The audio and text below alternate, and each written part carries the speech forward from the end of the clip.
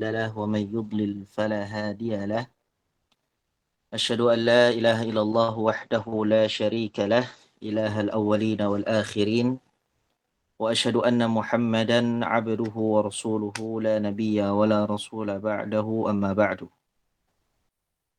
Alhamdulillah, segala puji bagi Allah Rabbul Alamin atas segala nikmat yang Allah Azza wa Jalla limpahkan kepada kita semua. Hingga detik ini Allah Tabaraka wa Ta'ala kembali mempertemukan kita dalam majelis ilmu.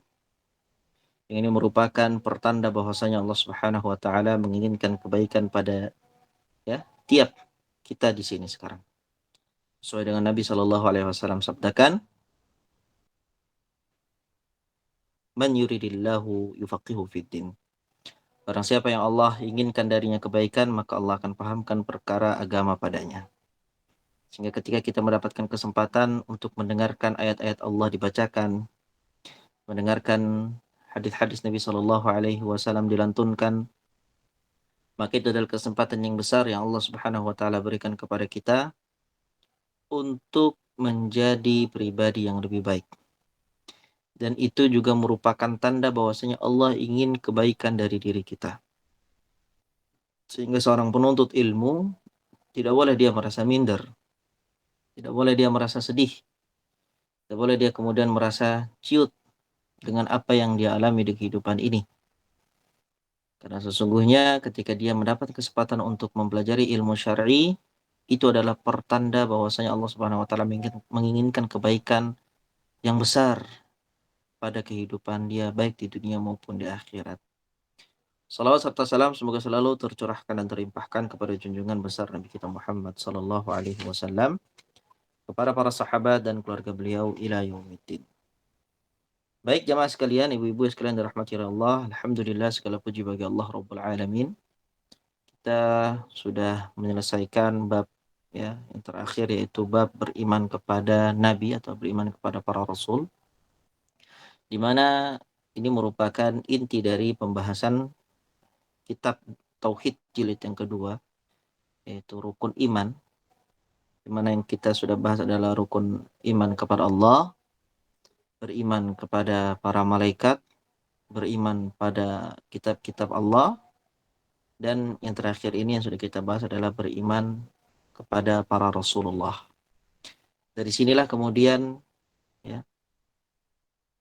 pondasi-pondasi keimanan kita mulai kita tata kembali, mulai kita rapihkan wawasan kita tentang akidah dan tauhid. Kenapa? Karena penting bagi seorang mukmin untuk mendalami apa-apa yang Nabi Shallallahu Alaihi Wasallam sampaikan dalam hadits-haditsnya. Apa yang ada di buku ini adalah penjelasan dari sepotong hadis Nabi Shallallahu Alaihi Wasallam ketika didatangi oleh malaikat Jibril guna mengajari para sahabat secara khususnya maupun kaum muslimin secara umumnya, dengan mengatakan, ya Muhammad, akhbirni 'anil iman. Wahai Muhammad, kabarkanlah kepadaku tentang iman. Lalu Nabi SAW sebutkan satu persatu, antuk minabillahi, kau beriman kepada Allah, kau beriman kepada para malaikat, kau beriman kepada kitab-kitab Allah, kau beriman kepada para Rasulullah, kau beriman kepada hari akhir, kau beriman kepada qada dan qadar, baik dan buruknya. Hanya sepotong hadis itulah kemudian menjadi pembahasan yang kita bahas di kitab ini. Satu persatu. Iman kepada Allah, iman kepada malaikat, iman kepada kitab-kitab, dan iman kepada para rasul. Yang kemudian tersisa bagi kita semua ada dua pembahasan, yaitu beriman kepada hari akhir dan beriman kepada takdir, baik dan buruknya. Di mana kita sampaikan pada pertemuan yang lalu bahwasanya bab yang ke-6 ini, bab beriman kepada hari akhir, merupakan pembahasan yang lebih tebal dibandingkan dengan pembahasan-pembahasan yang lainnya. Karena ini berkaitan dengan apa?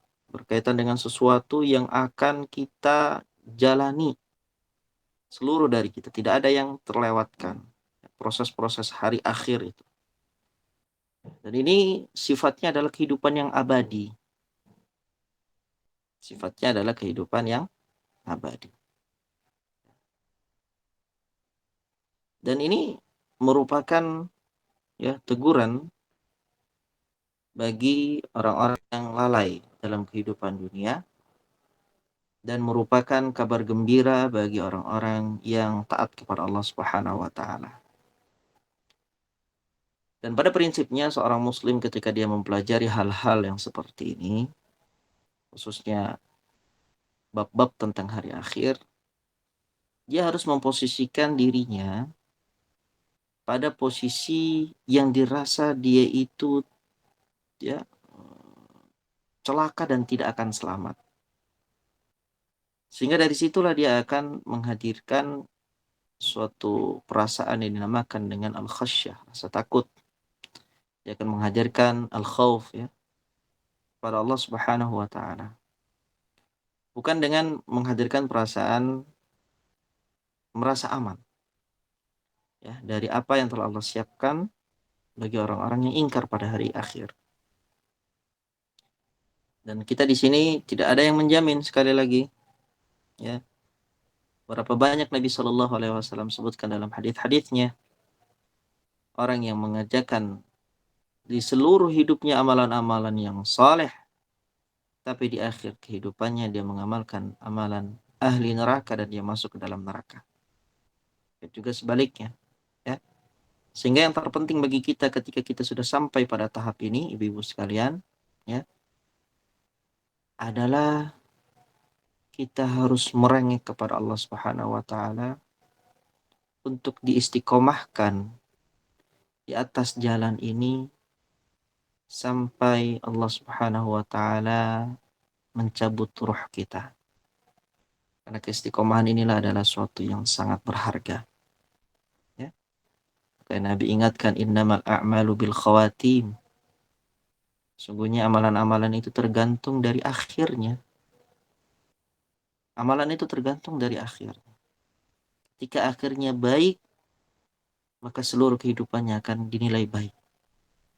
Adapun ketika endingnya akhirnya buruk, maka na'udzubillah min dzalik ya. Semuanya akan dinilai buruk. Ketika kita dipermudah oleh Allah Subhanahu wa taala untuk menjadi orang-orang yang mempelajari ilmunya, yang harus kita sadari itu adalah pertanda Allah ingin kita mendapatkan kebaikan yang besar di dunia dan akhirat. Dan tidak layak kalau seandainya Allah saja ingin lalu kita menolaknya. Mungkin bukan dengan lisan kita katakan saya tidak mau ya Allah. Tapi mungkin dengan sikap kita, perilaku kita, perbuatan kita ya. Yang secara tidak langsung menyatakan bahwasanya kita tidak mau untuk mendapatkan apa yang Allah harapkan dari kita. Apa yang Allah inginkan dari kita. Ya. Kita harus tetap bersabar dalam menuntut ilmu. Apalagi ya, di sini kita tidak ada yang menjamin apakah kita akan istiqomah sampai akhir atau tidak. Apakah Allah akan menutup kehidupan kita di dunia ini dengan kebaikan ataupun dengan keburukan. Dari itu ketika perasaan-perasaan ini selalu kita hadirkan dalam majelis-majelis kita, dalam ya materi-materi kita, maka kita berharap kepada Allah Subhanahu wa taala selalu dan selalu untuk melimpahkan kepada kita keistiqomahan baik di dalam mempelajari ilmunya maupun mengamalkannya maupun mengajarkannya. Ya, baik. Pada pertemuan yang lalu kita sudah menyelesaikan bab tentang beriman kepada para rasul dan tersisa soal-soal latihan pada bab yang kelima. Di sini ada 9 pertanyaan ya.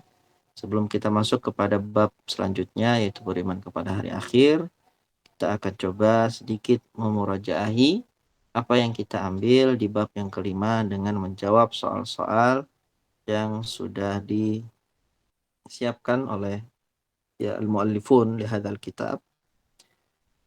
Baik, untuk soal yang pertama kita minta kesediaannya Ibu Al-Khanza ya Al-Khanza untuk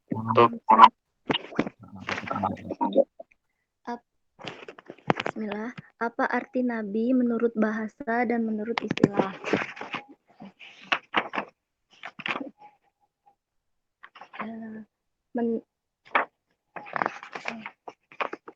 Menurut bahasa, nabi berasal dari kata nabba'a wa abna'a yang berarti akhrob. Jadi nabi yang memberitakan dari Allah Subhanahu wa taala, ia diberi kabar dari sisinya. Sedangkan menurut istilah, nabi ialah seorang laki-laki yang diberi kabar atau wahyu oleh Allah Subhanahu wa taala berupa syariat yang dahulu atau sebelumnya. Ia mengajarkan kepada orang-orang di sekitarnya dari umatnya yang menganut syariat ini. Baik, itu tadi definisi nabi dan definisi rasul. Untuk definisi nabi secara bahasa, ya, bukan rasul ya, nabi saja di sini. Definisi nabi baik secara bahasa maupun secara istilah. Secara bahasa, nabi itu adalah yang mengabarkan, gitu ya. Dari kata nabba'a yunabbi'u atau amba'a yumbi'u. Maknanya adalah akhbar yukhbiru, mengabarkan. Itu secara bahasa. Nabi itu adalah orang yang mengabarkan. Baik, sedangkan menurut istilah, yang dimaksud dengan nabi itu adalah seorang laki-laki yang diberikan wahyu oleh Allah Subhanahu wa taala berupa syariat, ya, nabi atau rasul sebelumnya. Jadi dia melanjutkan, ya. Yang kemudian dia mengajarkan syariat tersebut kepada orang-orang di sekitarnya dari umat penganut syariat ini. Ini yang perbedaan yang mendasar antara seorang nabi dan rasul. Nabi itu melanjutkan syariat yang terdahulu. Dia tidak membawa syariat yang baru. Ini nabi. Baik. Jazakillah khair, barakallahu fiik. Yang kedua, ini pengertian rasul menurut bahasa dan istilah. Lalu apa perbedaan antara nabi dan rasul? Silakan dibantu jawab, Ibu Endang. Bismillah. Apa arti Rasul menurut bahasa dan istilah, serta apa perbedaannya dengan Nabi? Rasul menurut bahasa adalah orang yang mengikuti berita-berita orang yang mengutusnya, agama yang mengutusnya. Kemudian menurut istilah, seorang laki-laki merdeka yang diberi wahyu oleh Allah SWT dengan membawa syariat, dan ia diperintahkan untuk menyampaikannya kepada umatnya, baik yang tidak kenal atau yang memusuhinya. Baik. Perbedaannya, Nah, ini yang perbedaan membedakan ya. Kalau Nabi rasul, dengan syariat sebelumnya, kalau Rasul membawa syariat yang baru. nah, ahsanti barakallahu fiik. Lalu apa perbedaannya, dilanjutkan? Itu perbedaannya tadi, kalau Nabi melanjutkan syariat sebelumnya, kalau Rasul membawa syariat baru. Ya, Ustaz? Ya, benar, itu benar. Ada lagi yang di halaman berikutnya, di halaman 86, Ibu. 86. Hmm. Ini perbedaan. Setiap rasul pasti nabi, begitu ya. Tetapi tidak Ya, setiap nabi itu adalah dan lebih rasul. umum dari kerasulan. Setiap Nah, rasul si nabi, tetapi tidak setiap nabi adalah rasul. baik, itu ya. Itu poin tambahannya. Jazakillah khair, barakallahu fiik. Baik, kemudian untuk soal nomor 3, Ibu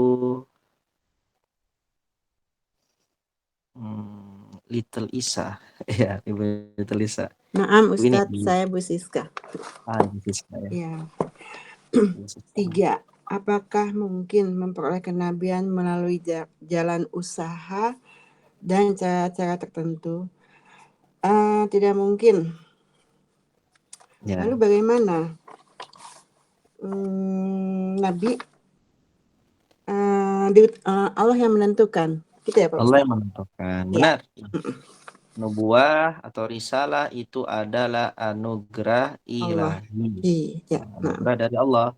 Allah yang menentukan, kita tidak bisa melakukan apapun, ya. Dan siapapun manusia itu tidak bisa mengusahakan untuk menjadi seorang nabi ataupun menjadi seorang rasul. Itu adalah ketentuan anugerah, pemberian yang murni dari Allah Subhanahu wa taala tanpa ada usaha yang dilakukan oleh orang-orang yang ingin mencapainya. Nah, ahsanti barakallahu fiik. Baik, kemudian nomor 4. Silakan dibantu untuk dijawab pertanyaan nomor 4, Ibu Meti. Nah, Ibu Meti. Baik, Ustaz. 4. Sebutkan beberapa dalil tentang wajibnya Rasul bersifat sidik. Itu artinya apa? Tunggu dulu. Beberapa dalil ya. Dalilnya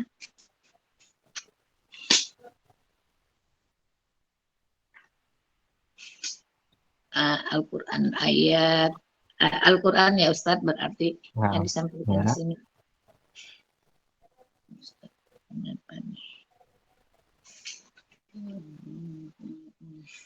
Afwan.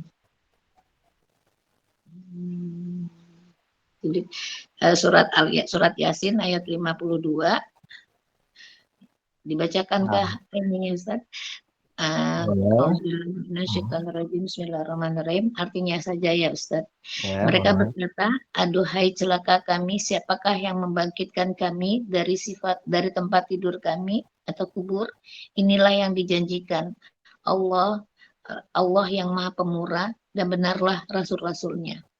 Kemudian surat Maryam 41 dan surat Maryam 54, Maryam 56, kemudian Az-Zumar 33.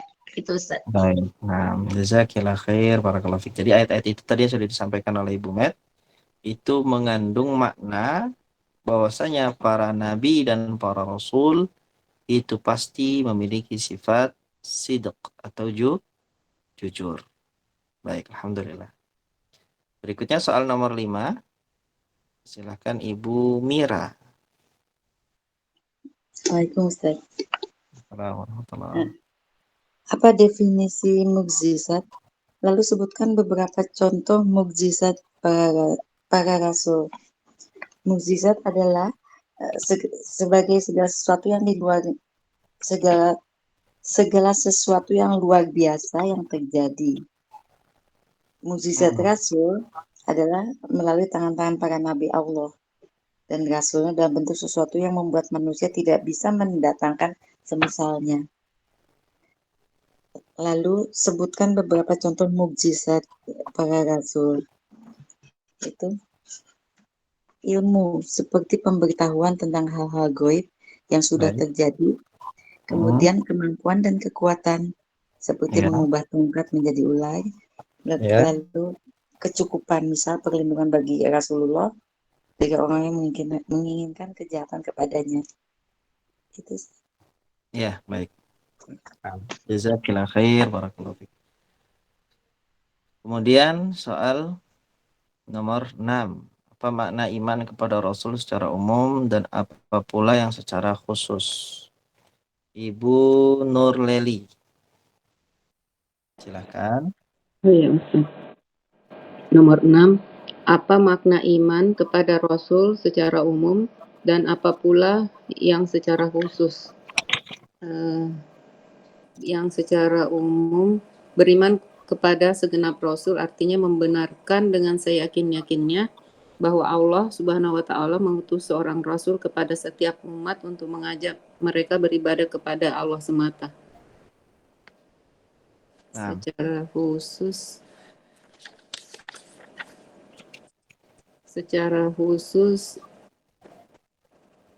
halaman 97. Iya, yang yaitu sebagaimana kita wajib beriman kepada mereka secara umum, nabi yang kita ketahui maupun yang tidak kita ketahui, maka begitu pula kita wajib mengimani secara khusus kepada para rasul yang disebutkan namanya oleh Allah Subhanahu wa Ta'ala. Telah disebutkan di dalam Al-Quran lebih dari 20 nama rasul, yaitu Nuh, Idris, Sholih, Ibrahim, Hud, Lut, Yunus, Ismail, Ishak, Yakub, Yusuf, Ayub, Suaib, Yahya, Isa, dan Muhammad, dengan meyakini bahwa Allah juga mempunyai rasul-rasul selain mereka. Nah, itu ya Ustaz. Nah, benar, sahih. Jadi itu beriman kepada seluruh rasul secara umum dan beriman kepada para rasul secara khusus. Maksudnya khusus itu yang sudah disebut. Ya. Hal-hal yang seperti ini juga ada di bab-bab sebelumnya ya. Ketika beriman kepada kitab misalnya. Ada beriman kepada kitab secara umum, ada juga beriman kepada kitab secara khusus. Ada juga kepada malaikat. Beriman kepada para malaikat secara umum, ada juga beriman kepada para malaikat secara khusus. Dan ini ada lagi di pembahasan beriman kepada para rasul. Nah, ahsantum barakallahu fikum. Nomor 7, apakah gulu melampaui batas dalam hal mengagungkan Rasul Shallallahu Alaihi Wasallam termasuk bagian dari iman dan mengapa? Silahkan dibantu untuk dijawab Ummu Fatir. Bismillah. Apakah gulu atau melampaui batas dalam hal mengagungkan Rasulullah Shallallahu Alaihi Wasallam termasuk bagian dari iman?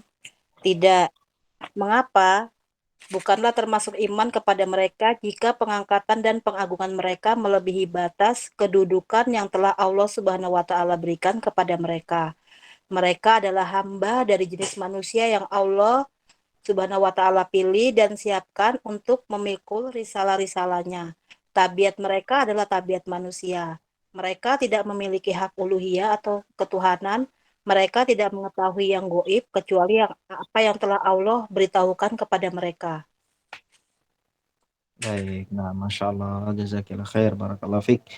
Jadi dalam mengagungkan dan menghormati Nabi Sallallahu Alaihi Wasallam itu pun ada batasnya, tidak boleh sampai melampaui batas. Ya, kalau sampai melampaui batas berarti seorang itu dia sudah menganggap Nabi Sallallahu Alaihi Wasallam itu sebagai manusia yang memiliki hak uluhiyah, yaitu hak ketuhanan tadi ya. Ini bukan bagian dari iman, tapi sebaliknya ini adalah bagian dari kekufuran.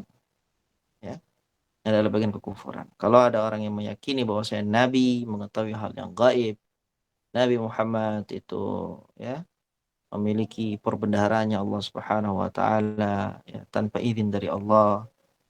Nabi SAW yang menciptakan, ya, yang menghidupkan, mematikan, memberikan rizki dan yang lain sebagainya dari hak-hak keuluhiyahan atau hak-hak ketuhanan yang hanya dimiliki oleh Allah Subhanahu wa taala, maka ini jelas adalah i'tiqad kufri, ya, keyakinan yang dapat menjadikan orang yang meyakininya keluar dari Islam.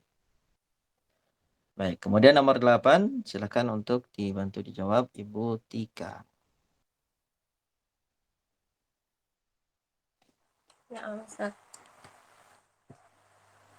Sebutkan keistimewaan atau ciri khusus risalah Muhammad Sallallahu Alaihi Wasallam. Tidak ada lagi risalah setelahnya, diutus untuk seluruh makhluk.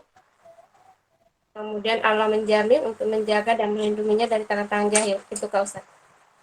Ya, keistimewaan atau ciri khusus risalah Nabi Muhammad Sallallahu Alaihi Wasallam. Ini ada juga di halaman 101 ya. Tentang keistimewaan yang hanya diberikan kepada Nabi dan tidak diberikan kepada Nabi sebelumnya. Aku diistimewakan oleh Allah di atas para Nabi dengan 6 perkara ya. Dari perkara yang pertama sampai ke 6 ini masuk ke dalam hal yang diistimewakan dalam risalahnya Nabi Muhammad Sallallahu Alaihi Wasallam. Baik, pertanyaan terakhir nomor 9. Ibu Farida. Silakan Ibu Farida. Ustadz, mungkin Bu Farida belum bisa jawab karena baru bergabung itu. Baru ya? Baik, ya. Baik, Bapak. Baik, Imam Wiguna aja Ustadz. Iya, Abu Arkan deh, Abu Arkan. Nah, Abu Arkan. Nah, Insyaallah. Mengapa Allah Subhanahu wa taala berjanji menjaga Al-Qur'an dan tidak kitab-kitab yang lain? Karena untuk menegakkan hujah bagi segenap manusia sampai hari kiamat, Allah Subhanahu wa taala menjadikan Al-Qur'an Al-Karim sebagai dalil dan bukti terkuat atas kenabian Nabi Muhammad sallallahu alaihi wasallam. Dia Sallallahu alaihi adalah wasallam. mukjizat abadi. Allah Subhanahu wa taala menjamin untuk menjaga dan melindunginya dari tangan-tangan jahil dan kotor agar tetap menjadi bukti kebenaran Muhammad Shallallahu alaihi wasallam dan hujah bagi Allah atas makhluknya sampai hari kiamat. Nah, sahih. Jadi Al-Quran ini adalah hujjah ya. Maka dalam hadis Nabi menyebutkan Al-Quran hujjatun laka wa alaika. Quran itu adalah hujjah untukmu dan atasmu. Kalau untuk berarti sesuatu yang menguntungkan, kalau atas berarti sesuatu yang merugikan. Ada orang yang kemudian dia mendapatkan kesempatan untuk dekat dengan Al-Quran, tapi dia tidak memanfaatkan kedekatannya dengan Al-Quran dengan memahami, mentadabburi, mempelajari, memperdalam, mengamalkan dan mendakwahkannya, maka Al-Quran ini kelak akan menjadi hujjah atas dirinya. Al-Quran yang akan mendorong dia nanti ke dalam neraka. Ya. Ada juga orang yang ya dijadikan Al-Quran itu hujjah untuknya. Al-Quran yang kemudian ya, membimbing dia masuk ke dalam surga. Kenapa? Karena dia mengamalkan apa yang harusnya diamalkan dari hak-haknya Al-Quran untuk dipelajari, diamalkan, dan didakwahkan. Baik, itu yang kita dapat bahas di bab yang kelima berkaitan dengan beriman kepada para rasul. Insyaallah kita akan masuk sekarang ke bab yang keenam, beriman kepada hari akhir. Ya, ini pembahasan cukup panjang, ya, butuh untuk fokus, ya, butuh untuk kita serius dalam pembahasan kali ini. Tawakal ala Allah, kita bertawakal kepada Allah, dan dengan nama Allah kita memulai pembahasan ini. Kita minta untuk kali ini, ya, pertemuan kali ini untuk Ibu Mira untuk membacakan materi kita pada siang hari ini insyaallah. Bisa Ibu Mira? Baik Ustaz. Nah, silakan. Beriman kepada hari akhir. Beriman kepada hari akhir serta maksudnya. Satu, yaitu beriman kepada hari akhir adalah rukun kelima dari rukun-rukun iman. Artinya ialah meyakini dengan pasti kebenaran setiap hal yang diberitakan oleh Allah Subhanahu wa ta'ala dalam kitab sucinya dan setiap hal yang diberitahu oleh Rasulnya Shallallahu alaihi wasallam, mulai dari apa yang akan terjadi sesudah mati, fitnah kubur, azab dan nikmat kubur, dan apa yang terjadi sesudah itu seperti kebangkitan dari kubur, tempat berkumpul di akhirat atau padang mahsyar, catatan amal atau suhu, perhitungan atau hisab, timbangan, mizan, telaga, haud, titian, sirot, pertolongan, syafa'ah, surga dan neraka, serta apa-apa yang dijanjikan Allah Subhanahu wa ta'ala bagi para penghuninya.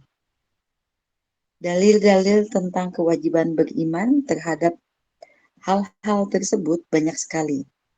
Ada yang bersifat umum tentang beriman kepada perkara-perkara akhirat sebagai pujian atas orang-orang mukmin yang mengimani adanya hari akhir, atau sebagai perintah untuk mengimani hal tersebut. Ada juga yang bersifat khusus untuk sebagian perkara akhirat, seperti azab kubur dan kenikmatannya, kebangkitan, bats, pengumpulan hasyar, dan lain-lain. Hal itu banyak sekali disebutkan di dalam Al-Quran dan Sunnah yang suci. Pertama, dalil-dalil umum. Baik, Firman di sini Allah disebutkan dalam pembahasan awal, jazakallahu khair. Satu, beriman kepada hari akhir serta maksudnya. Katakan bahwasanya beriman kepada hari akhir adalah rukun kelima dari rukun-rukun iman. Kepada Allah, iman kepada malaikat, iman kepada kitab-kitab, iman kepada Rasul, dan yang kelima adalah beriman kepada hari akhir. Artinya, maksudnya apa?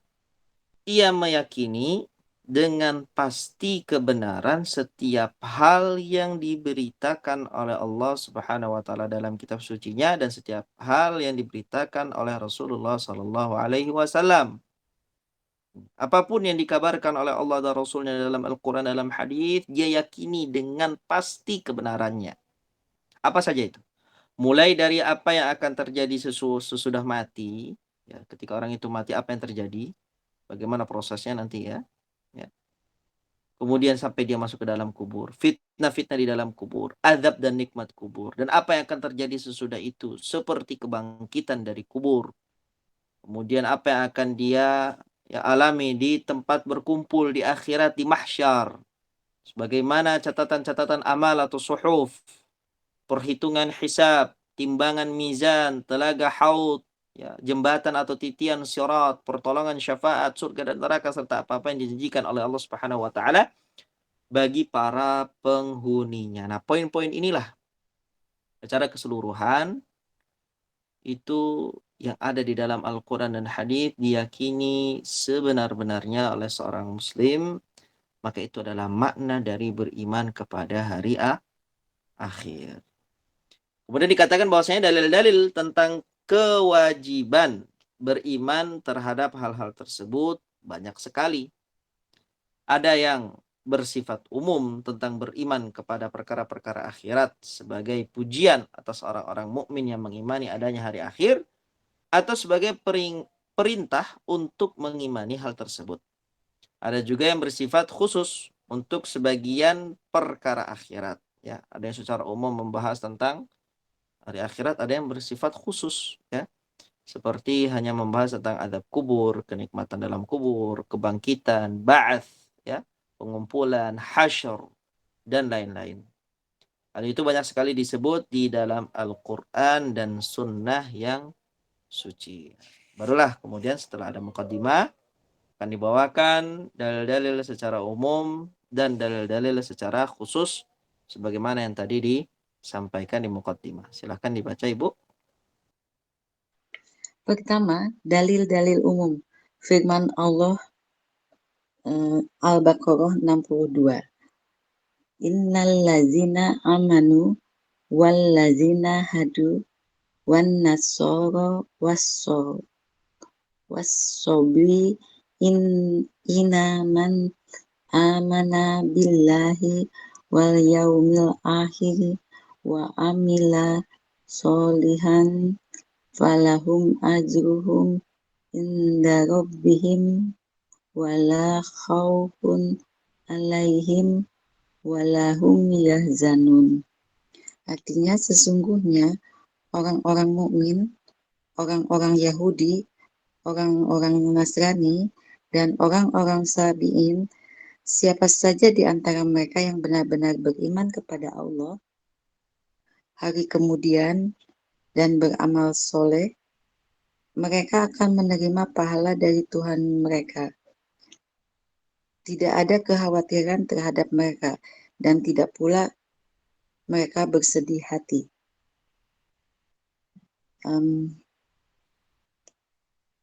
B. Firman Allah Al-Baqarah 177.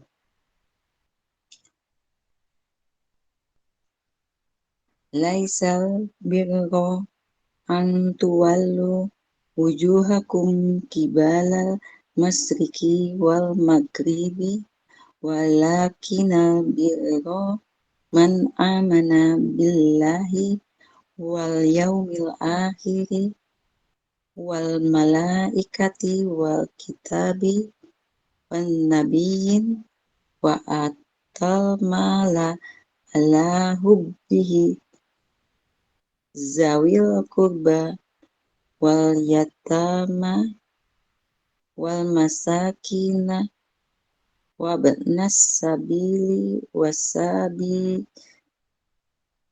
wasailina wa fir riqab wa aqamas sholata wa atas zakah wa mukuna bi ahdihim iza ahadu wasobirina fil sa'i wad-doro'i wahinal bas ulaikal lazina sodaqo wa ulaika humul muttaqun. Artinya bukanlah menghadapkan wajahmu ke arah timur dan barat itu suatu kebajikan.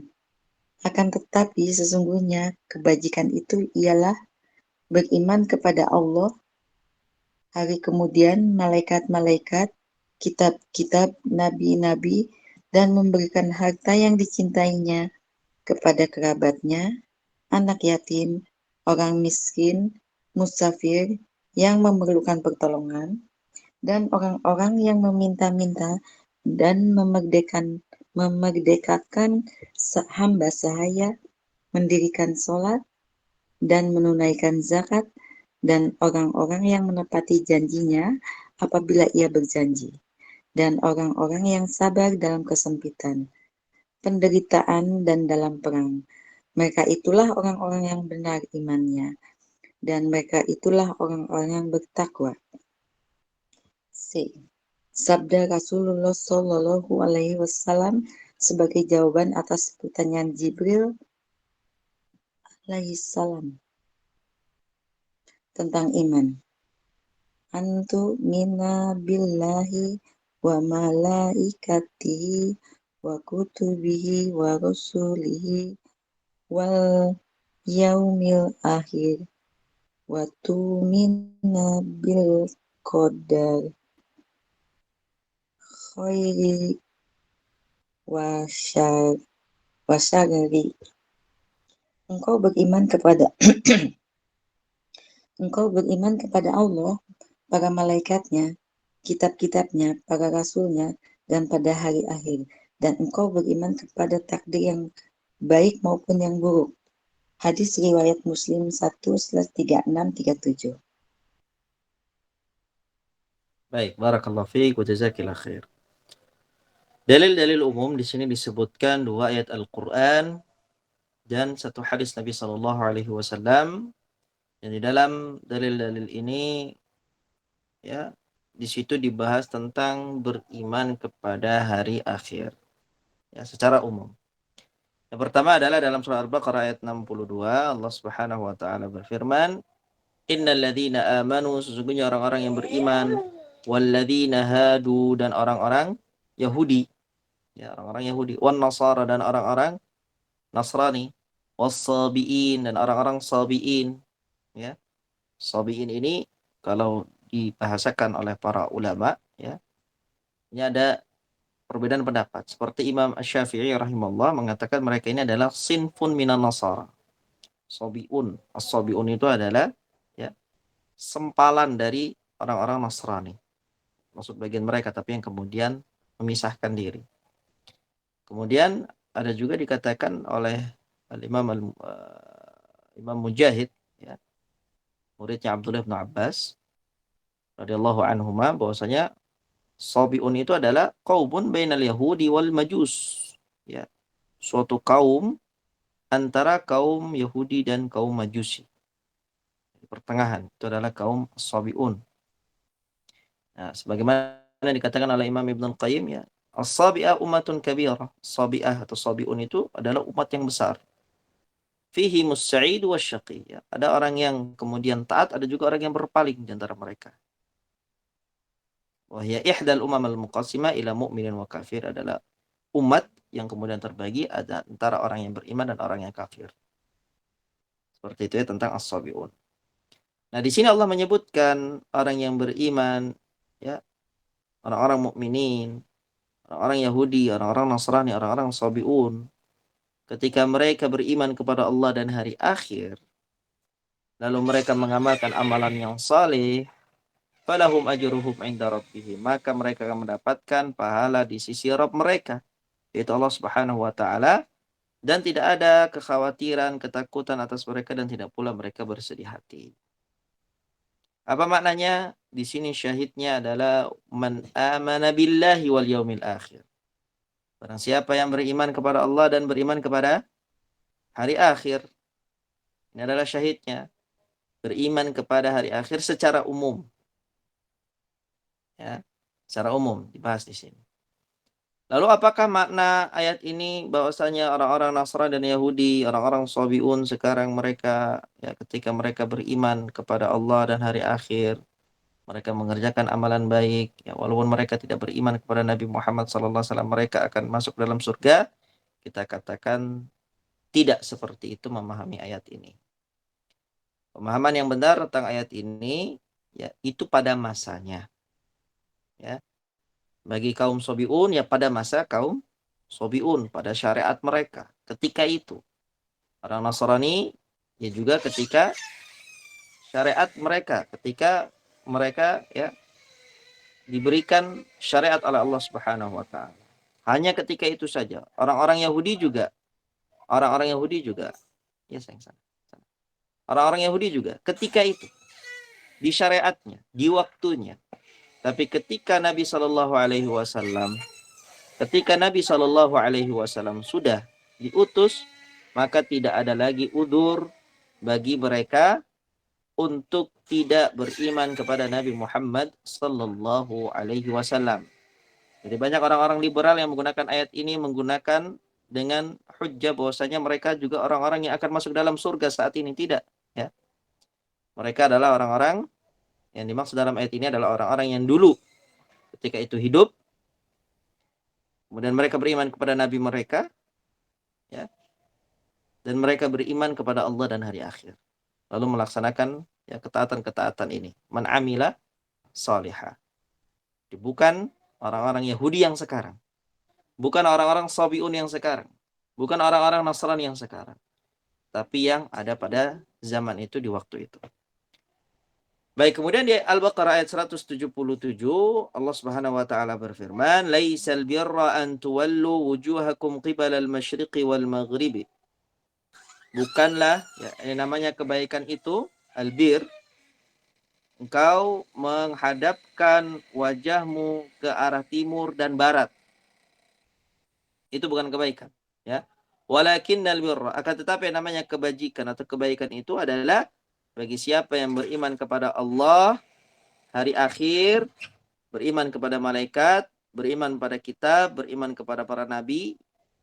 Ya, ini diantara ya rukun-rukun iman yang tadi sudah disebutkan. Kemudian berikutnya wa atal mala ala hubbihi, ya. Dia memberikan harta yang dicintainya. Pada siapa? Dzawil qurba, kepada kerabatnya, ya. Dia suka untuk berinfak, suka untuk bersedekah. Harta yang dia cintai itulah yang dia sedekahkan. Beda antara menyedekahkan harta yang dicintai dengan harta yang tidak dicintai. Ketika harta itu tidak dicintai akan mudah bagi dia untuk lepaskan. Tapi kalau harta yang dia cintai, ya, dia akan mikir-mikir ya. Kira-kira akan dilepaskan atau tidak. Nah, tapi di sini albirra yang Allah Subhanahu wa taala sebutkan, selain dia beriman dengan ini dan itu, ya, dari beriman kepada Allah sampai beriman kepada Nabi dalam ayat ini, dia juga menginfakkan harta terbaiknya. Dia juga menginfakkan harta yang paling dia cintai kepada siapa saja? Kepada kerabat. Ini ya, terkadang banyak orang salah paham. Sedekah itu harus kepada orang yang tidak dikenal. Sedekah infak itu harus kepada orang yang jauh, orang yang tidak dia ketahui. Tidak. Orang yang tidak diketahui oleh dia, itu kewajiban untuk dia bersedekah kepada mereka setelah dia menunaikan ya kewajiban sedekahnya kepada kerabatnya terlebih dahulu. Jadi jangan kemudian disalahpahami ya poin ini. Ada orang yang membutuhkan, orang miskin yang tidak dia kenal, dia infakkan seluruh hartanya, sedangkan ada dari kerabatnya yang ya untuk makan saja susah, dia tidak mau untuk berinfak kepada kerabatnya. Jadi yang harus diutamakan adalah dari kerabat terlebih dahulu, ya. Kerabat yang membutuhkan, ya. Dzawil qurba. Wal yatama, anak-anak yang yatim, wal masakin, orang-orang miskin secara umum ya. Wa banas sabil, orang yang musafir. Wasailin, orang-orang yang meminta, orang-orang yang meminta. Wa fir riqab, para hamba sahaya. Wa aqamas shalah. Ini lanjutannya ya. Selain dia beriman kepada Allah, beriman kepada hari akhir, beriman kepada malaikat, beriman kepada kita, beriman kepada Nabi, dia menyedekahkan harta terbaiknya kepada bagian-bagian itu tadi yang disebutkan satu persatu. Dia juga menegakkan salat, mengerjakan zakat, wal mufuna bi'ahdihim, menepati janjinya, ya. Idza ahadu, kalau dia berjanji. Itulah kebajikan. Jadi dia tidak menyelisihi janjinya. Wasabirina fil ba'sa'i wad-dharra'i wa hinal ba's. Dan mereka itu adalah orang-orang yang sabar dalam kesempitan, ya, ad-dharra wal fil ba'sa wad-dharra, dalam kesulitan, dalam peperangan, dalam penderitaan, ya. Dia sabar tetap. Dalam kondisi-kondisi yang menyusahkan, menyulitkan, dia sabar. Ulaika alladzina shadaqu. Mereka itulah orang-orang yang benar dalam keimanan, jujur dalam keimanan. Bukan hanya sekedar mengucapkan keimanan melalui lisan, ya, tetapi pengamalannya berbeda. Nah, berarti di sini, ya, kita bisa melihat bagaimana Allah Subhanahu wa taala meletakkan standaritas, ya, yang paten. Siapa sih orang yang jujur dalam keimanan? Tinggal dilihat saja ini, sifat-sifat sudah ada Allah sebutkan. Jadi ketika seseorang itu mengucapkan keimanan, kita nih mengucapkan keimanan, asyhadu an la ilaha illallah wa asyhadu anna muhammadar rasulullah. Apakah ucapan kita ini jujur dari dalam hati, ataukah hanya sekedar sebatas di lisan saja? Maka kita bisa menyocokkan keimanan kita di kriteria-kriteria yang telah Allah sebutkan dalam ayat ini. Ya. Apakah kita beriman kepada Allah, hari akhir, malaikat, kitab, nabi, secara umum dan secara terperinci, kan gitu kan pertanyaannya. Ya. Apakah kita mengeluarkan harta terbaik kita kepada kerabat kita, kepada anak yatim, kepada orang-orang miskin, musafir, orang yang meminta, ya, hamba sahaya. Apakah kita menegakkan salat dengan sebaik-baiknya? Apakah kita menunaikan zakat? Apakah kita menepati janji kita kalau kita sedang berjanji? Apakah kita sabar dalam masa-masa yang sulit? Ya. Apakah kita sabar menerima takdir Allah Subhanahu wa taala atas keluarga kita? Apakah kita sabar menerima takdir Allah Subhanahu wa taala atas kehidupan kita, atas rezeki kita, atas semua hal yang kita alami di dunia ini? Sabar atau tidak? Kalau itu semua tidak terjawab, barulah seseorang bisa melihat apakah dia itu jujur dalam keimanannya atau tidak. Dikatakan oleh Allah, ulaika alladzina shadaqu. Mereka itulah orang-orang yang jujur dalam keimanannya, yang benar dalam keimanannya. Bukan pendusta dalam keimanan, ya. Wa ulaika humul muttaqun, dan merekalah orang-orang yang bertakwa. Baik, apa syahidnya dari ayat yang panjang ini? Syahidnya adalah wal yaumil akhir. Ya, man amana billah walakinnal birra man amana billahi wal yaumil akhir. Kebajikan itu adalah orang yang beriman kepada Allah dan beriman juga kepada hari akhir. Dalil secara umum. Baik. Kemudian dalil yang terakhir adalah hadis Nabi SAW sebagai jawaban atas pertanyaan Jibril alaihissalam tentang iman. Ketika ditanya, mal iman, apa itu iman wahai Muhammad? Nabi menjawab, an tu'mina billahi wa malaikatihi wa kutubihi wa rusulihi wal yaumil akhir wa tu'mina bil qadari khairihi wa syarrihi. Kau beriman kepada Allah, beriman kepada para malaikatnya, beriman kepada kitab-kitabnya, para rasulnya, hari akhir, dan kau beriman kepada takdir yang baik maupun yang buruk. Disebutkan oleh Imam Muslim rahimallahu azza wa jalla. Mana syahidnya? Syahidnya adalah wal yaumil akhir. Beriman kepada hari akhir. Baik. Kemudian berikut untuk dalil khusus. Silakan dilanjut, Ibu. Kedua, dalil-dalil khusus tentang sebagian perkara akhirat. A. Firman Allah Subhanahu wa taala tentang kebangkitan. Surat Al-Mu'minun 16. Summa innakum yaumal qiyamati tub'atsun. Kemudian sesungguhnya kamu sekalian akan dibangkitkan dari kuburmu di hari kiamat. B. Firman Allah Subhanahu wa ta'ala tentang perhitungan atau hisab pada surat Al-Insyiqaq ayat 6 sampai 12. Ya ayyuhal insanu innaka kadihun ila rabbika kadhan famulaqih. Amma man utiya kitabah biyamini fasawfa yuhasabu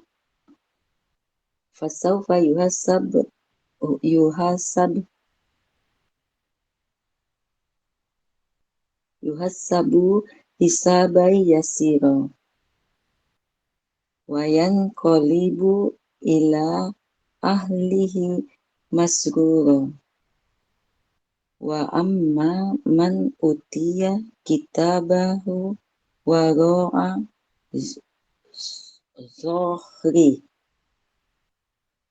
fasawfa yad'u subura wa yasla sa'ira innahu kana fi ahlihi masrura innahu zonna allai yakhur bala inna rabbahu kana bihi basira fala uqsimu bisafaq.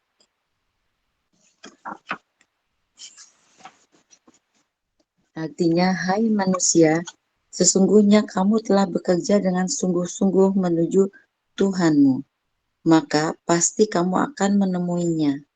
Adapun orang yang diberikan kitabnya dari sebelah kanannya, maka dia akan diperiksa dengan pemeriksaan mudah, dan dia akan kembali kepada kaumnya yang sama-sama beriman dengan gembira. Adapun yang diberikan kitabnya dari belakang, maka dia akan berteriak, celakalah aku, dan dia akan masuk ke dalam api yang menyala-nyala atau neraka.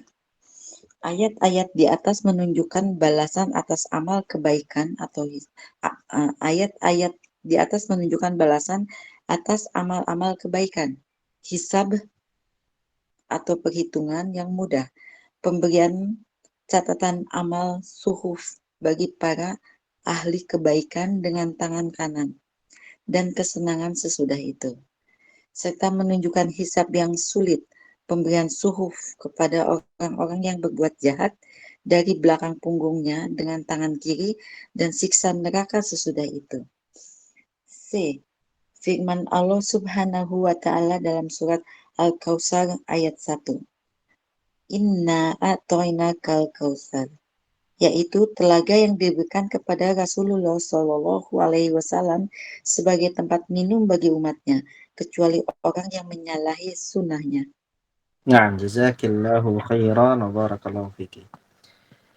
Yang kedua, setelah tadi dibahas tentang dalil-dalil umum, yang kedua adalah dalil-dalil khusus tentang sebagian perkara akhirat. Ya. Ada dalil-dalil khusus tentang sebagian perkara akhirat. Maka di sini hanya sebagian saja ya. Seperti contohnya al-ba'ats, kebangkitan, kemudian al-hisab, perhitungan, lalu yang terakhir adalah telaga al-kautsar. Baik. Dan ini hanya sekedar contoh saja, bukan pembatasan hanya 3. Tapi ya, apapun yang Allah sebutkan dalam Al-Quran maupun apa yang Nabi SAW sebutkan di dalam hadis, ya, Al-Quran dan hadis, ya, berkaitan dengan peristiwa yang akan terjadi pada hari kiamat, apapun itu, maka dia masuk ke dalam ya bab ini, dalil-dalil khusus tentang sebagian perkara akhirat. Yang pertama tentang ba'ats, firman Allah Subhanahu wa taala tentang kebangkitan, "Tsumma innakum yaumal qiyamati tub'atsun." Kemudian sesungguhnya kalian ya akan dibangkitkan dari kubur kalian pada hari kiamat. Surah Al-Mu'minun. Ini dalil secara khusus tentang ba'ats, kebangkitan. Kemudian yang kedua tentang hisab, perhitungan. Ya ayyuhal insanu innaka kadihun ila rabbika kadahan famulaqih. Wahai manusia, sesungguhnya ya Allah Subhanahu wa taala, kamu telah bekerja dengan sungguh-sungguh menuju Rabbmu, maka pasti kamu akan menemuinya. Famulaqih. Fa'amma man utiya kitabahu biyamin. Ini perbedaan antara orang yang menerima kitabnya dari sebelah kanan maupun yang menerima kitabnya dari arah belakang. Orang-orang yang diberikan kitabnya, kitab ini maksudnya adalah catatan ya, catatan amal yang dia lakukan di dunia. Orang-orang yang diberikan kitab dari sebelah kanan, maka dia akan diperiksa dengan pemeriksaan yang mudah. Ya, dia akan diperhitungkan dengan perhitungan yang mudah, hisabnya mudah. Fasaufa yuhasabu hisaba yasira. Kita meminta kepada Allah untuk dijadikan orang-orang golongan ini ya, yang ketika dihisab dilakukan perhitungan ya, diaudit ya kita ini ya. Apa aja yang sudah kita lakukan itu perhitungannya mudah. Dan kita menerima kitab kita dari sebelah kanan. Apa setelah perhitungan? Wa yanqalibu ila ahlihi masrura. Dia akan kembali kepada keluarganya ya dengan gembira. Wa amma man utiya kitabahu wara'a dzahri. Adapun orang yang menerima kitabnya dari arah belakangnya, dari punggungnya ya. Fasaufa yad'u thubura, maka dia akan berteriak, celakalah aku ya. Dia akan kaget-kaget ya. Wa yasla sa'ira, dan dia akan masuk ke dalam api yang menyala-nyala, yaitu ke dalam neraka. Jadi di sini ayat ini Allah Subhanahu wa taala memastikan bahwasanya setiap manusia itu ya dia telah beramal dengan apa yang dia amalkan di dunia dan dia akan menerima balasnya kelak di akhirat. Famulaqi, dia akan bertemu ya. Sehingga pertemuan itu apakah pertemuan yang baik-baik ataukah pertemuan yang penuh dengan adab dan siksa? Kembali ke dia sendiri nih yang dia menjawab. Dia itu mau bertemu dengan Allah Subhanahu wa taala dengan pertemuan yang menggembirakan, memudahkannya, menyenangkan hatinya. Ataukah pertemuan yang penuh dengan adab dan siksa? Gitu ya. Kalau dia mau mendapatkan kemudahan dalam hal itu, dalam hisab, dia harus nerima buku amalnya ini dari sebelah kanan. Nah, buku sebelah kanan ini hanya bagi orang-orang yang beriman dan beramal soleh. Itu kan yang bertakwa kepada Allah. Yang melakukan ihsan. Ya. Adapun orang-orang selain itu, tidak akan mendapatkan kitabnya dari arah belakang. Artinya apa? Artinya dia akan dimasukkan ke dalam api neraka. Waliyadzubillah. Ayat-ayat di atas menunjukkan balasan atas amal kebaikan. Hisab perhitungan yang mudah, pemberian catatan amal suhuf bagi para ahli kebaikan dengan tangan kanan dan kesenangan sesudah itu. Serta menunjukkan hisab yang sulit, pemberian suhuf kepada orang-orang yang berbuat jahat dari belakang punggungnya dengan tangan kiri. Ya.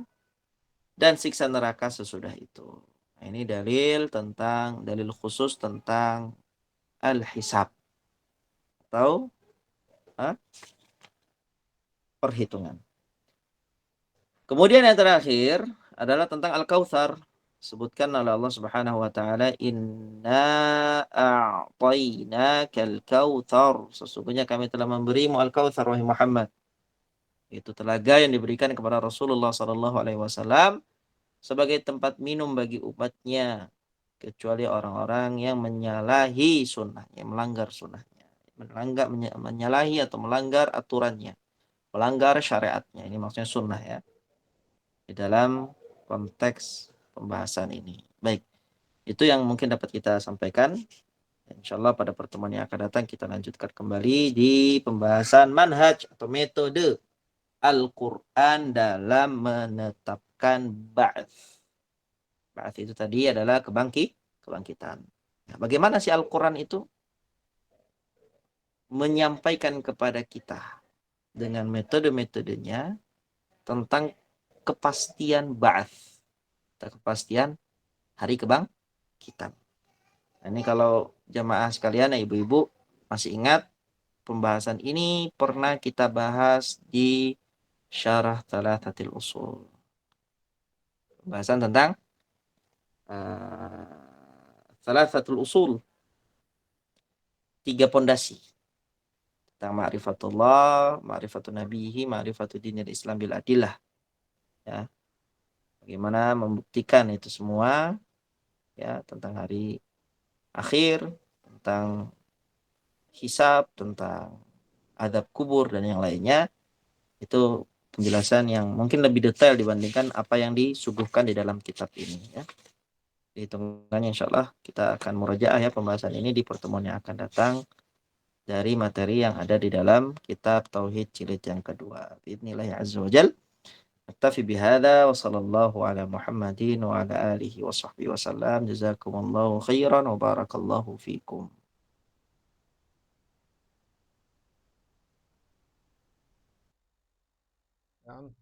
Jazakallahu khairan wa barakallahu fiki pada jemaah yang telah berpartisipasi dalam membacakan materi dan juga kepada Al-Ustaz Abu Ayyub Hafizahullah Ta'ala.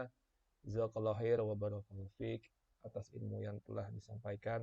Semoga menjadi ilmu yang bermanfaat bagi kita semua, dapat dipahami, diamalkan, serta didakwahkan. Semoga Allah memberi taufik pada kita semua. Amin ya rabbal alamin. Baik, selanjutnya kita memasuki sesi tanya dan jawab. Pada jemaah yang ingin bertanya dipersilakan. Tafadholi.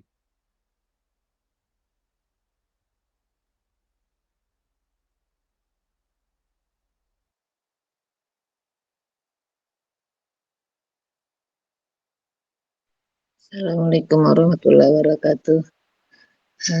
Afwan Ustadz, mau bertanya, kan di yang pertama ini di ayat 105 itu mengatakan bahwa awal daripada beriman pada hari akhir itu dimulai daripada saat terjadinya kematian ya Ustadz ya. Nah, artinya di sini kan mulai dari kematian itu berarti sudah step awalnya. Nah yang saya mau tanyakan gini Ustadz, di realita kehidupan ini seringkali kita mendengar bahwa pada saat seseorang itu meninggal terus disebutkan dengan telah meninggal dunia gitu loh, almarhumah. Artinya almarhum atau almarhumah itu kan artinya Allah merahmatinya Ustadz. Sedangkan di sini kita membacanya bahwa setelah kematian itu di situ ada fitnah kubur. Di sini adanya apakah dia itu Allah rahmatin atau di dalam kemurkaan Allah, sesuatu yang gaib ya Ustadz. Artinya pada saat seseorang mengatakan apakah ini dibenarkan atau hanya sekedar bagian dari doa Ustadz mengatakan bahwa almarhum atau almarhumah dengan nama-nama seperti ini, ataukah berdusta atas nama Allah atau mengada-ngada. Bisakah disampaikan seperti itu saat kalau dilihatin dari urutan yang mulainya kematian itu kan di situ mulai itu Ustadz adanya azab. Apakah dia dalam kemurkaan Allah ataukah dia dalam keredaannya Allah. Diawalin dari situ Ustadz, bahasanya dari almarhum tadi, ataukah kita kan sebaiknya kan mengatakan rahimullah, semoga Allah meratat, itu kan bagian dari doa. Bagaimana nih Ustaz fenomena ini? Begitu Ustaz pertanyaannya. Baik, barakallahu fiik wa jazakillahu khairan. Untuk masalah almarhum ya. Almarhum itu di dalam bahasa Arab maknanya adalah yang dirahmati. Ya. Begitu juga rahimahullah, dirahmati oleh Allah. Itu maknanya yang sama. Tetapi apa yang membedakan?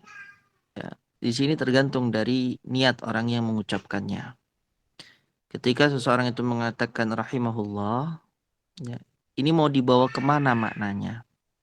Apakah maknanya dia menjazm? Menjazm itu memastikan bahwasanya orang ini pasti akan dirahmati oleh Allah. Ya, maka ini tidak boleh. Walaupun yang diucapkan oleh dia rahimahullah. Ya. Tapi kalau yang dimaksud oleh dia adalah semoga Allah merahmatinya, maka ucapan ini diperbolehkan. Begitu juga dengan almarhum.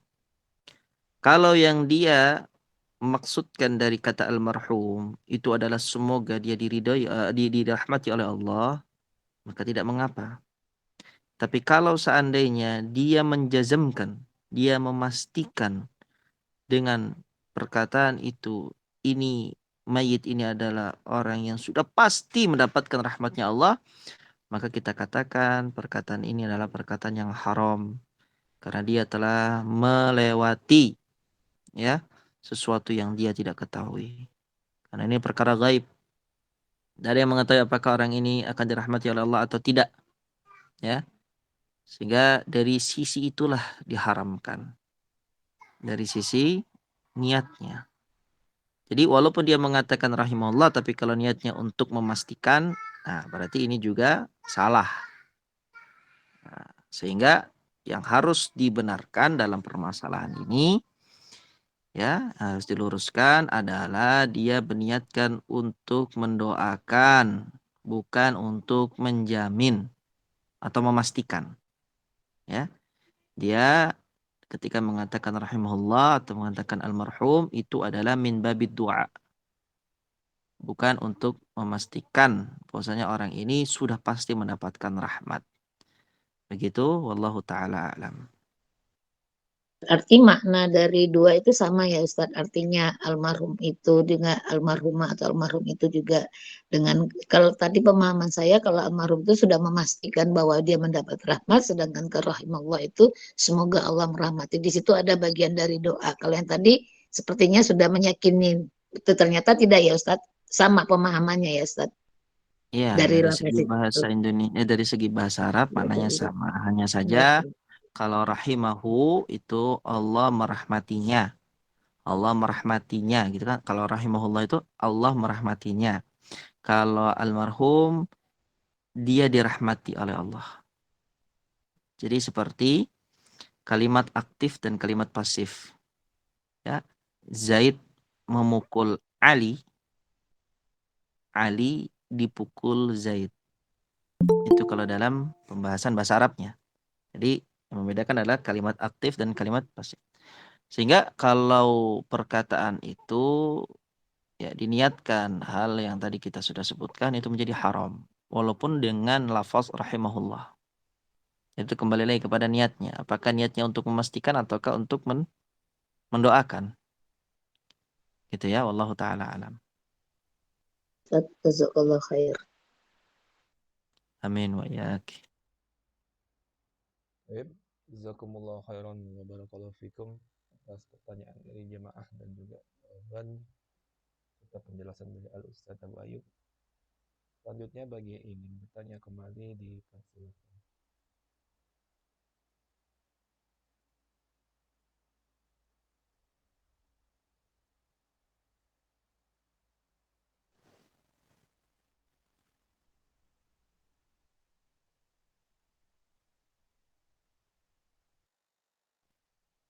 Baik, berkaitan dengan pertanyaan yang barusan, ya, memang banyak orang yang memahami seperti apa yang tadi disampaikan oleh Ibu Meti ya.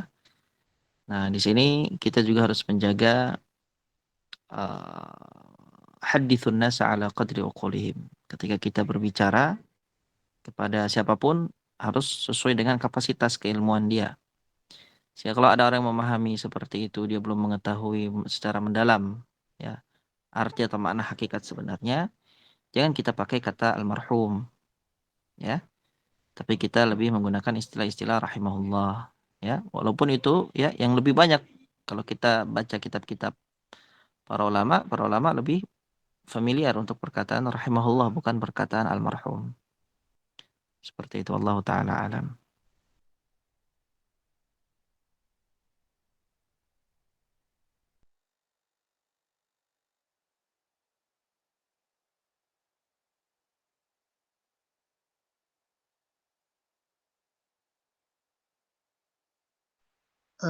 Ustadz, kalau belum ada yang bertanya lagi, saya ingin mau bertanya satu hal. Artinya gini Ustadz, di setiap dalil-dalil ini tadi mengatakan itu selalu Allah menekankan bahasanya itu benar-benar beriman. Di ujungnya selalu begitu ya Ustadz. Jika benar imannya, jika benar-benar beriman, artinya di sini menunjukkan ada orang yang beriman dan imannya tidak benar. Begitu ya Ustadz. Mafhum mukhalafahnya demikian Benar. Kak Ustadz? Iya benar, Pumet, benar. Jazakallah khair. Artinya ini menunjukkan kepada kita, artinya ada sesuatu perintah Allah, ada cirinya atau apa di situ perintah ataupun larangan. Makanya Allah, jika kamu benar-benar beriman gitu loh ya. Kalau beriman pasti dia mengikuti apa yang Allah perintahkan gitu ya Ustaz. Jadi ada iman yang benar, ada iman yang dusta. Kalau Benar. diperhatikan selalu demikian ya Ustaz. Sahih, sahih, ya. Ya, Ustaz. Itu isyarat dari Allah. Isyarat. Ya, baik. Dan Ustaz. tidak ada yang memahami isyarat tersebut kecuali orang yang mendalami.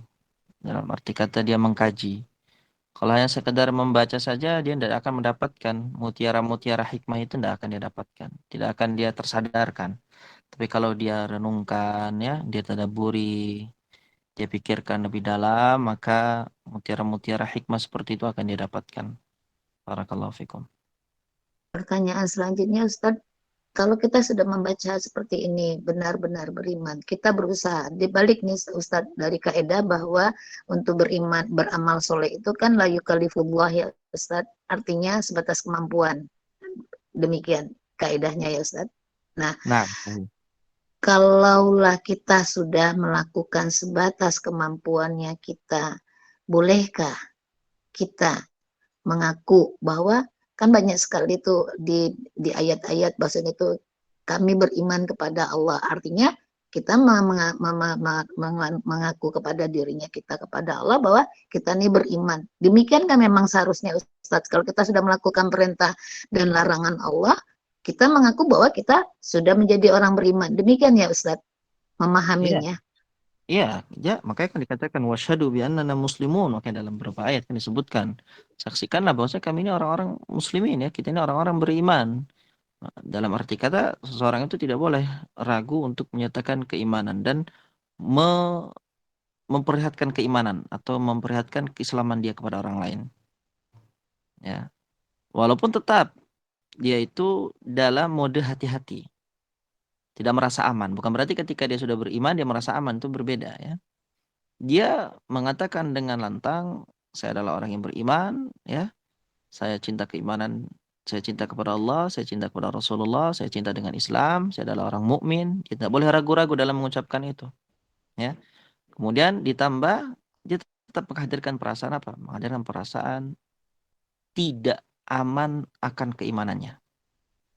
Bisa jadi ketika dia jalan, seperti orang yang berjalan hati-hati. Orang yang berjalan hati-hati kan selalu was-was, selalu waspada. Jangan-jangan ada ya kotoran yang akan dia injak, atau jangan-jangan ada duri di depan yang akan dia injak, atau jangan-jangan ada sesuatu yang basah kemudian akhirnya dia terpleset di situ. Orang-orang yang hati-hati lah, yang bertakwa itulah yang kemudian dia setiap langkahnya selalu dia perhatikan. Dia mengumpulkan antara keimanan dengan ketakwaan. Ya, beriman dan bertakwa. Maksudnya beriman bertakwa, dia sudah beriman tapi dia berhati-hati dalam keimanan, tidak merasa aman. Karena orang yang merasa aman dengan keimanannya, suatu saat dia akan tergelincir dan dia tidak sadar bahwasanya dia telah keluar dari Islam. Karena ketergelincirannya itu. Kenapa? Karena dia sudah merasa aman. Dia sudah merasa di zona hijau. Seperti itu, Allah Ta'ala alam. Jadi Ustadz, kalau kita merasa sudah belajar tapi kita, apakah ini bentuk kehati-hatian Ustadz, merasa bahwa belum menjadi orang beriman itu bentuk kehati-hatian atau ini talbis Ustadz? Merasa bahwasanya belum beriman. Bagaimana Bu Met? Merasa tidak beriman apa bagaimana? Ya, artinya kan sudah belajar nih, tapi merasa masih belum menjadi orang beriman gitu loh Ustadz. Apakah ini bagian dari talbis, artinya sepertinya kan bentuknya kan kehati-hatian. Tadi Ustadz bilang kan kita tidak boleh ragu mengatakan bahwa kita beriman, ya kan? Menampakkan, tetapi tidak boleh merasa aman. Itu kan berarti kan tengah-tengah tuh Ustadz, tidak mengatakan kita tidak boleh mengatakan tidak belum beriman, tapi kita nggak boleh juga merasa pede, sudah aman, zona aman gitu kan Ustadz.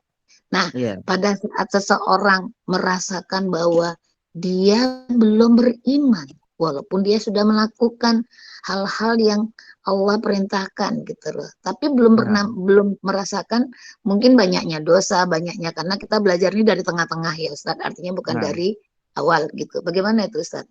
Talbis kah atau bagaimana? Nah, kalau sampai dia meragukan keimanannya, ini bahaya.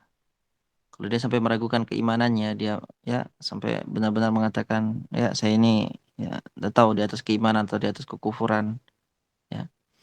Nah, yang harus dia waspadai itu adalah ya kesempurnaan imannya. Seperti itu, ini harus dia merasa kurang. Yang dia harus selalu mengintrospeksi dirinya. Karena ada bahasan ya iman yang usul ya.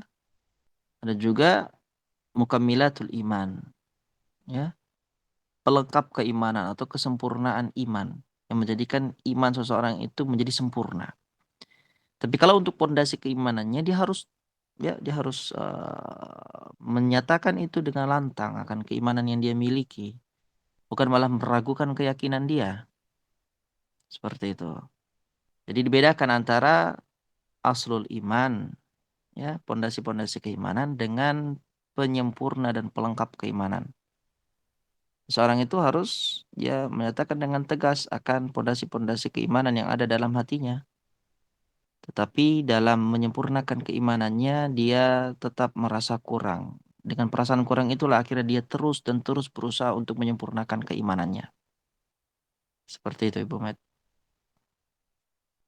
Baik Ustaz, jazakallah khair, barakallah fiik. Allahumma amin wa iyaki. Jazakumullah khairan wa barakallahu fikum. Pertanyaan dari jemaah dan juga jawaban dari Al-Ustaz Abu Ayyub. Baik, mungkin kajian kita akhiri sampai di sini. Bagi sebelum kajian diakhiri, Ana mewakili jemaah mengucapkan jazakallahu khair wa barakallahu fiik wa ahsanallahu ilaik atas luangan waktu, ilmu dan nasihat yang telah disampaikan oleh Al-Ustaz Abu Ayyub Ramadan SPDMA hafizahullah taala. Semoga Al-Ustaz dan keluarga serta kita semua selalu berada dalam lindungan Allah taala, berikan hidayah taufik untuk istiqomah di atas jalan yang lurus, dan semoga Allah taala membukakan pintu rahmatnya bagi kita semua untuk masuk dalam surga firdausnya, amin ya rabbal alamin. Mari kita tutup majelis ini dengan membaca doa kafaratul majelis. Subhanakallahumma wa bihamdika asyhadu an la ilaha illa anta astaghfiruka wa atubu ilaik. Wassalamu alaikum warahmatullahi wabarakatuh. Waalaikumsalam warahmatullahi wabarakatuh. Jazakallah khair Ustaz, barakallahu fiik. Insyaallah. Assalamualaikum warahmatullahi wabarakatuh.